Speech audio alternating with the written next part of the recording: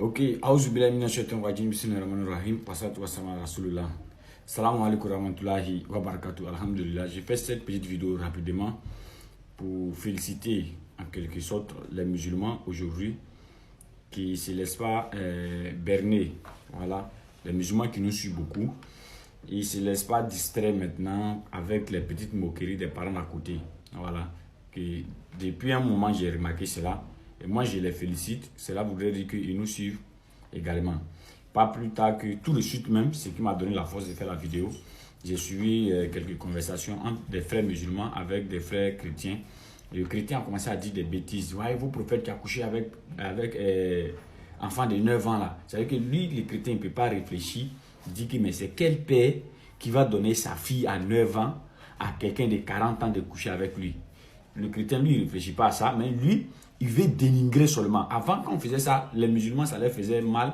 Ils venaient nous poser des questions. Que non, mais pourquoi on dit le prophète a fait ceci, là? Mais maintenant, j'ai compris quelque chose, c'est que ces musulmans ont compris que c'est du mensonge, c'est du charabia. Alors, ça ne leur dit absolument plus rien. J'ai suivi une conversation là. Il dit, ton prophète, il a été possédé. Le gars lui a dit, à cause de ça, toi aussi, ton Dieu a été circoncis. C'est-à-dire que ça ne leur dit plus rien. Les musulmans ont compris que non, c'était du charabia. C'était de la moquerie que les gens faisaient à l'égard des musulmans pour les décourager de leur religion. Sinon, ils n'ont aucune preuve certaine de ce qu'ils disent. Donc, par la grâce d'Allah, alhamdulillah, ces musulmans-là ont compris aujourd'hui que c'est de l'arnaque. Ils ont compris que c'est de la moquerie vis-à-vis d'eux. Donc, ça ne leur dit absolument plus rien. Et quand un vient comme ça pour dire, ouais, ton prophète a été empoisonné, et puis les morts empoisonnés, c'est un maudit. Je vois les musulmans en train de se lever là pour dire, ah, toi aussi ton Dieu a été soulevé par Satan, non? C'est-à-dire que ça ne leur dit plus rien, ils voient que non, c'était de l'arnaque. Quand on veut rentrer dans le Coran, comme ils voient que les frères qui ne sont pas musulmans ne peuvent pas entrer dans le Coran et faire sortir un verset vraiment concret qui dit que l'islam est faux, alors ils vont se baser maintenant sur des hadiths en disant, mais les hadiths là c'est pour vous, des trucs comme ça. En même temps, les frères, je vous donne un deuxième code. C'est que maintenant, quand quelqu'un se lève pour dire oui, vos prophètes, il a fait ceci, demandez-lui, il n'a qu'à vous envoyer la vie de Jésus.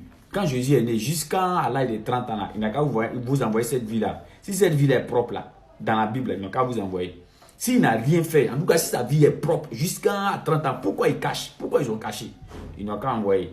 Voilà. Vous voulez dire ça comme ça. Tant bien même qu'en islam, Allah il a dit dans la Sourate verset 136, Allah a dit dans la Sourate verset 84 à 85, nous croyons au prophète. Nous, chez nous, Jésus n'a pas de problème avec nous. Nous aussi, les prophètes Mohammed et les autres prophètes n'ont pas de problème avec nous.